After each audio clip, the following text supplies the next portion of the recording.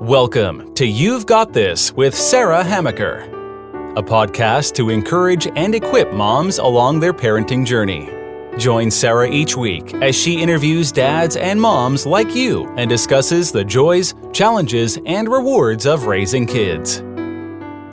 Hi, and welcome to this week's You've Got This. I'm your host, Sarah Hamaker, and I am delighted that you join me.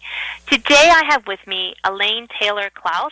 She is an author, parent educator, and certified coach. She's also the co-founder of Impact ADHD, and she's going to talk a little bit more about some changes with that.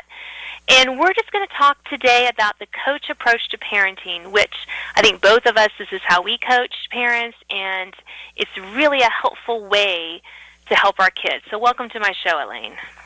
Thank you. I am thrilled to be here. So let's just dive right in. We're recording this in mid to late May, and I say that because when this airs, things may look a little different.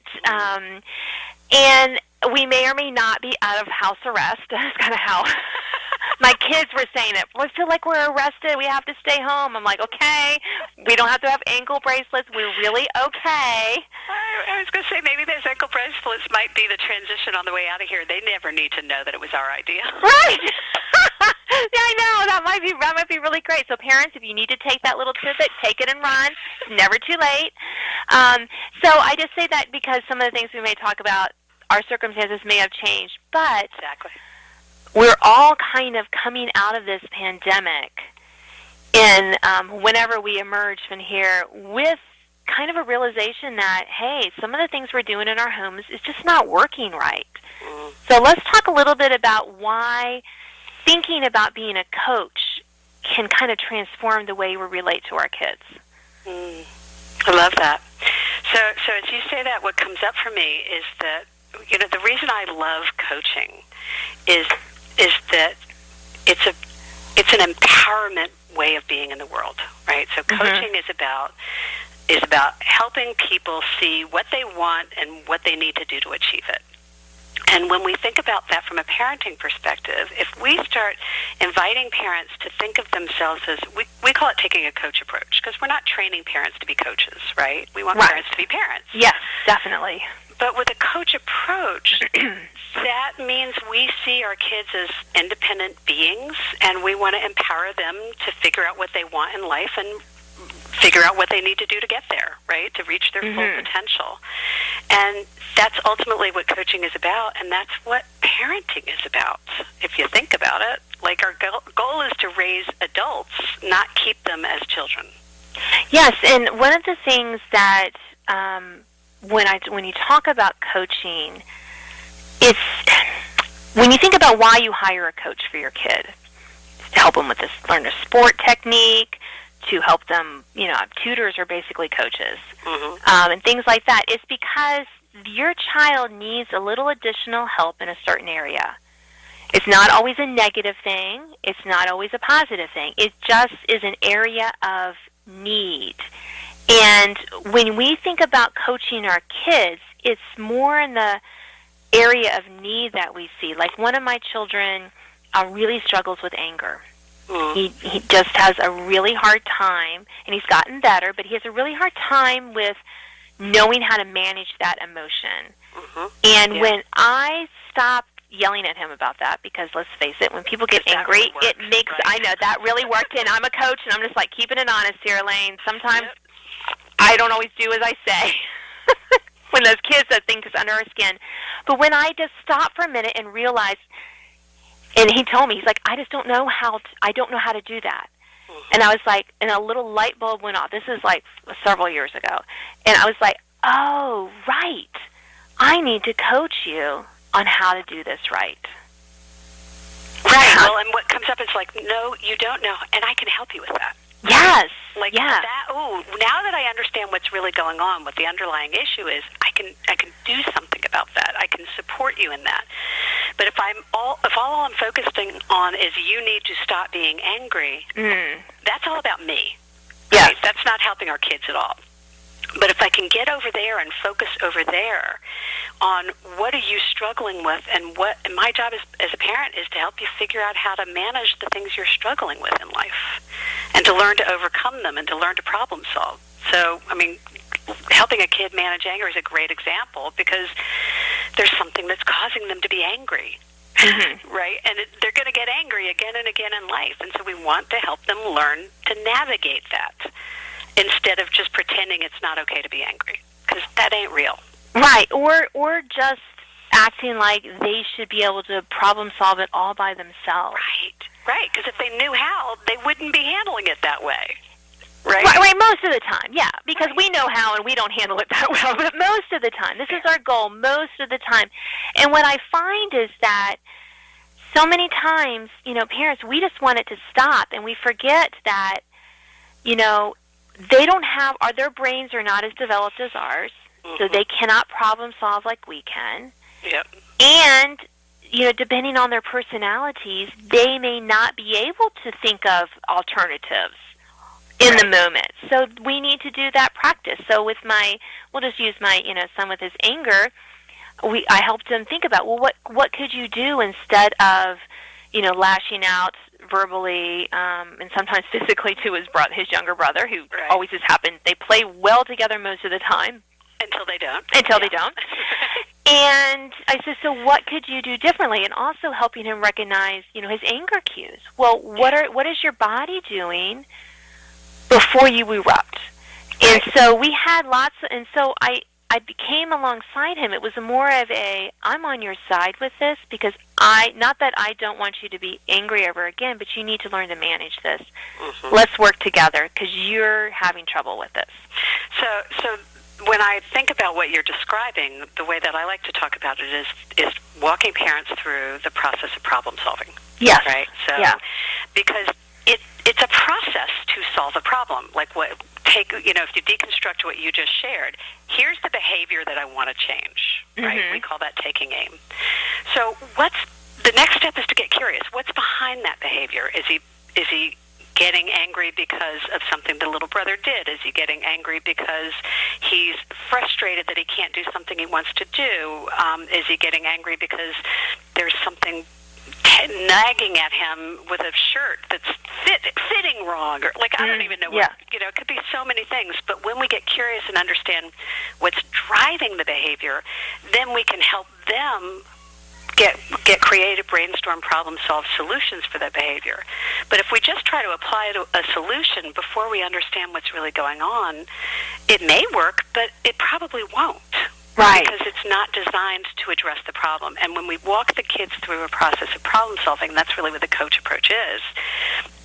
Not only do we help them learn to do it and build that muscle, but then they become capable of ultimately doing it on their own, which is the goal. Right, and most coaches, they're not always telling the kids how to do something. They're like, okay, well, show me how you dribble the ball, if we're talking about soccer, for example. And the coach may say, well, how does that feel to you? Are you getting the ball where you want it to go? Because they've learned that just telling a kid you need to do it this way, and this is the only way, might not work for that kid. If the kid is left-footed, left-handed, he may have a different perspective than the right-handed person, and he may dribble differently, a more dominant foot. And you have to kind of figure out all these different pieces. And so helping your child problem solve for himself and not dictate to him what he can do, because what works for one kid, I have 4 children, Elaine, and they all handle things differently. Well, and the way to get to that, and it's funny because I always say the mark of a good parent is when all of your kids are really different from each other. Oh. Right? When they come out as cookie cutters of each other, yes, right? something's not going on. Going on. But the way to do that, what you just modeled, is to ask questions, right? Yes. And Diane and I often say, ask, don't tell. Yes. Right? We have this tendency to tell our kids what to do, how to do it, when to do it, why to do it, right? We tell a lot. And it's kind of an occupational hazard because when they're really little, they need us to tell them. Yes, exactly. Right? But then we get stuck in that phase of parenting. And we really want to invite parents to that next stage of parenting where we're beginning to collaborate a little bit, and we're beginning to share ownership. And the best tool for doing that is to ask questions. How does the dribbling example? How does it feel when you do that? What happens when you try this? And it doesn't matter if it's something physical like dribbling a soccer ball. And I have to tell you, you said dribbling, and I thought basketball, and then you said soccer. It was like, oh, yeah. Yeah. Right. I think that's the right term. None of my kids played, but I've heard enough people talk. Yeah. but you can dribble a ball with your hands. You can, too. You can do that as well. So it could be physical. It can be, how does it feel when you talk to someone that way, when someone talks to you that way? So it could be about communication. It could be emotional. I mean, it shows up in all different areas, but when we ask questions like, what do you think you might want to try? Not what are you going to do about it, but what are some of your options, or what are 3 things you could try, or anything that opens up. Even if a kid comes back to you and says, I don't know, you then have some capacity to come back and say, well, I have some ideas. Would you like to hear about it? Again, asking a question so that they're inviting you to guide them instead of deciding they need our guidance. Well, I always also liken it to the success of to have more success in even trying some of the solutions. How do you feel when someone says, you should do it this way, and it's not a good fit for you, and exactly. and you don't want to? I'm the kind of person who says, don't tell me how to do it. I want to figure it out for myself. And our kids are the same way. Mm-hmm. Some of them may be more compliant on the outside than others, and may be fine. But if you allow them, okay, here's some ideas from you, here's some ideas from me, and then pick 1 or 2 and try it the next time you're angry or you're whatever you're trying to help problem solve. Let them problem solve. And then, try it and come back and say, well, how did that work? Were you able to not lash out at your brother? Mm-hmm.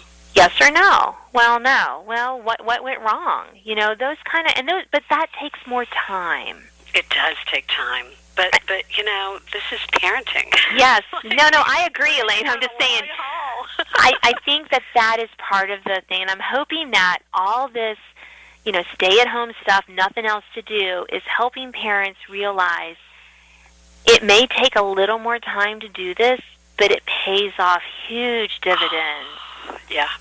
Yeah, so much. The example that came up today, and I was actually talking to my 23-year-old daughter about it afterwards, was I was talking to a client of mine who was starting to do some coaching with me, and she said, I paid for my kids to do braces.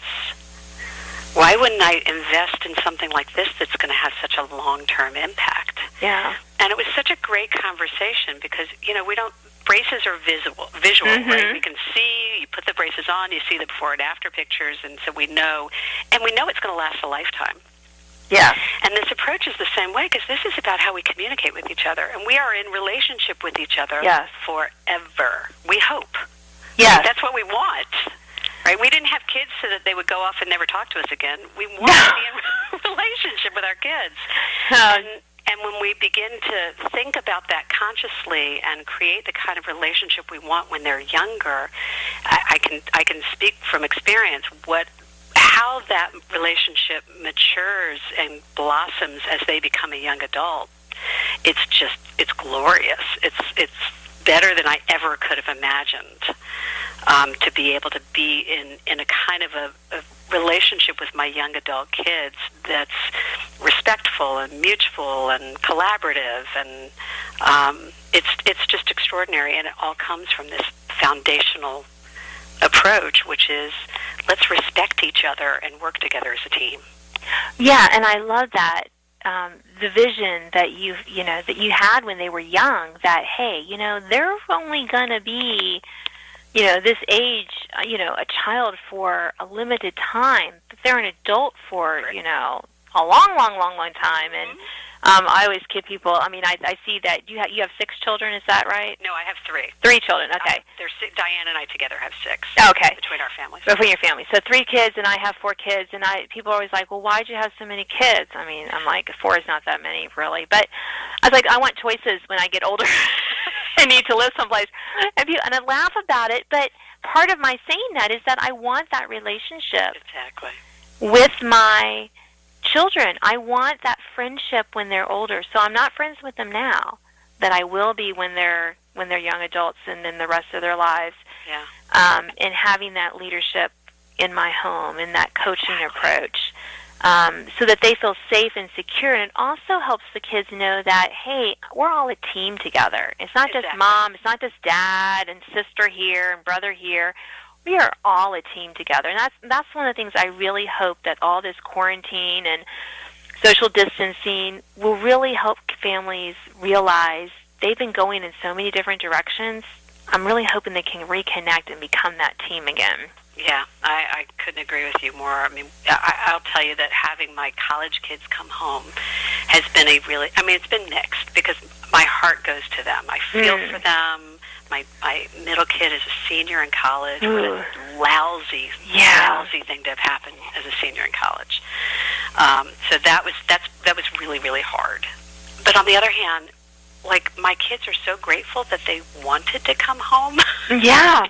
That they were happy to come home, that if they had to be quarantined somewhere, they were glad to be here, not only with us, but with each other. Yes. Yeah. Right? And so we've actually, because we've cultivated these relationships over the years, it's like housemates or roommates, or everybody's pitching in, and everybody's doing different things, and there's no stress. I mean, I think in the 8 weeks, I think there's been one kind of fight, and it was totally my fault. Yeah. I was tired, and I was a little sad, and and it was all about me, and I didn't handle something well, Yep. Yeah. We've all been there, Elaine, so. Like, welcome to the world. I know. Well, things have been a little crazier in my house because, like I said, I have 4 children, and they're all my oldest ones are doing AP exams this week, and I'm grateful that they're doing them, but they've been a little extra stressed about it. Yeah, and of course.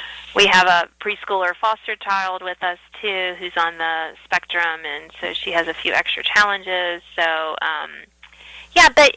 but on the other hand, we have pulled together as a family. Yeah. And we are helping each other and looking out for each other and pitching in and doing things. So it has been wonderful. I'm curious about something that I'm noticing, that I have noticed throughout this year as the pandemic has been ongoing, is I've noticed a lot of struggling with the parents of younger kids. Right? Kids like 5 to 8. Yep. And what I'm seeing is that the older kids seem to have some perspective on it, and have been able to sort of, they know they went to school, they know they're going to go back to school, they know, like, the older kids seem to be handling it better. They've already got some social world. The younger kids, it's like we sent them away to school, and then they got sent back, and they're regressing. Yeah. They kind of don't really know how to handle it. So I was getting tons and tons of calls from parents of 6-year-olds, right, who were really struggling. Because and so I've got some theories about it, but I just thought it'd be kind of interesting to talk about. Yeah, no, I love that. I've noticed that as well, Elaine, and I think here's my theory. Maybe our theories will match up. Maybe they'll be divergent. Who knows? Stay tuned. I think that part of the problem is that the older kids have learned a little bit more on how to entertain themselves. Yeah. And how to be by themselves or to not be in school and that sort of thing. And a lot of what I'm getting is that they don't know what to do with their kids, and their kids just they've never had this much free time. And kids who have been really structured, and a lot of the younger kids are super structured because parents don't want to deal with the messiness that comes with a 6-year-old who takes out 5,000 toys. That's partly my school days. They're highly, highly structured classrooms. For most kids, younger kids. That's a great observation. Yeah, that's my theory. I just think that that structure is gone. Yeah. And when that structure leaves, and parents cannot replicate it at home, and no matter what distance learning stuff you're doing, is not taken all day in most places. I mean, my 6th grader is on the computer. He has class like 2 hours a day. Yeah. So, of course, he's 11, a little older than our time frame age range we're talking about, but I think that has something. So what are your theories, Elaine? So my theory is, and keep in mind, I work with parents of complex kids, so right. kids who right. struggle with some kind of life and learning generally anyway. Not completely, but predominantly. And so my theory is that part of what's been happening is that we don't realize how much we're asking of kids to do the basics of life. To get up, get dressed, go out the door, go to school, sit in your chair at school, get along with your friends. Like, we ask a lot of kids developmentally that we're not really aware that they're working hard to do. Mm-hmm. Right? But they're working hard to be able to sit in their chair and not hit their friends and whatever. And I'm talking, again, about that younger age group. And so I think when we added this quarantine onto it, a lot of these kids, we didn't really realize that what we were asking of them was a lot: to be in the house all the time, not have a schedule and a structure, not know what to expect, have parents being around that are kind of anxious and maybe the news is on more, or maybe like all these changes in their environment that they didn't know how to be with. And so all of a sudden they're having to handle all of this new stuff that we're not aware that we're asking them to handle, but we are. And so there's only so much executive function that they have the capacity to handle. So by handling that, they're not handling things they were handling before, like getting themselves a bowl of cereal independently or getting dressed independently or other things that they could have done before. They're kind of regressing because now they're being asked to do other things that we're not even really aware we're asking. Does that resonate? Yes. No, I think that makes a lot of sense. I think about our preschooler, and and we've recognized this. We're trained therapeutic foster parents, so we ought to know a little bit more. And there's only so much structure we can provide, and we realize that bothers her. Yeah. And so we've been trying to have more patience when she's screams and hits when she gets frustrated, and so we've been having to help her calm and deal with that and the changes. And we realize, and there's a lot of other stuff going on with her that we have to help manage. But as you were talking, I was like, it is asking a lot. It's like a load. It is. There's only so much load they can bear. Yeah. And I think that even for kids who aren't complex or don't have other issues, we've tried in our own home, we've tried to be cognizant of that and just kind of trying to have a little more relaxed, atmosphere, trying to dial down our expectations on school or on what you're going to do. There are a few things that we toe the line. I'm like, you really have to get dressed to attend class. Yeah, it just helps. I think that's fair. Totally. But that's a lot of what we talk about in the impact model that we teach is shifting expectations and meeting our kids where they are developmentally, not where we wish they were chronologically. And recognizing that these are extraordinary times. Yes. And if we're having trouble as adults adjusting to it, and let's face it, most of us are doing a pretty bad job of it sometimes. Sometimes. Saturday. Yeah, I know. Let's just recognize that our kids are going to have the same thing, but they may not be able to verbally tell us, hey, this is driving me crazy. It may be an extra tantrum. It may be in a more sullen response to things. It may be wanting to retreat more to video games or comfort, eating more. I mean, my girls have been baking like you would not believe. Yep. But thank goodness there's so many kids in the house that I hardly get any of it, so I'm thankful for that. Yeah, good for you. I know. What? There was brownies? I didn't. That kind of thing. So we have to kind of recognize that, we shouldn't have the same expectations. Yes, we have to set expectations for where we are, not where we think we should be. We have to stop shitting all over ourselves. Yes. Right? Yes. At the end of the day, that's really what it's about. It is, and we are, oh my goodness, we are almost out of time. So I know I want to listen. You have an offer for my podcast listeners, the 10 tips for calm and confident parenting of complex kids. And Absolutely. Can they find that on your website? Do you want to talk a little bit about that? That is a great question. I didn't know if they were giving you a link. Or I have a link. Do you have a link? I do have a link. Yeah, it's on. Yes, you can get. They're on with this podcast. There's a link to that. So please, she's giving this free. It sounds like a great tip, no matter where you are in your parenting. So please come to the website with this and download that. Or you can always go to impactadhd.com. There's always several free tip sheets, and we have a number on calm and confident parenting. We have one on motivation, so people can come to the website and click the button Start Here, and you can download a couple of different tip sheets for free as well. Right. Whatever's easier for you. Yes. Just get help if you're going to get help somewhere. Yes, right? Exactly. And your book, The Essential Guide to Raising Complex Kids with ADHD, Anxiety, and More, is out in September. So yes, September 1st. Look for that. It's available for pre-sale before that, if people happen to hear this before that. Yes.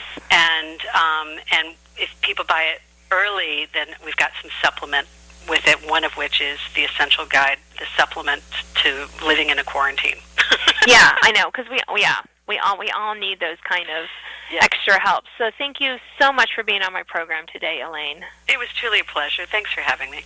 You've been listening to You've Got This. I'm your host, Sarah Hammaker, and I've been talking to Elaine Taylor-Klaus. She's an author, parent educator, and certified coach, and you can find out more about how to connect with her with the notes for this podcast. Thanks for listening to this week's podcast of You've Got This with Sarah Hammaker. Sign up to receive notification of new podcasts and listen to previous editions at sarahhammaker.com. Until next time, remember, parenting might be hard sometimes, but don't worry, you've got this.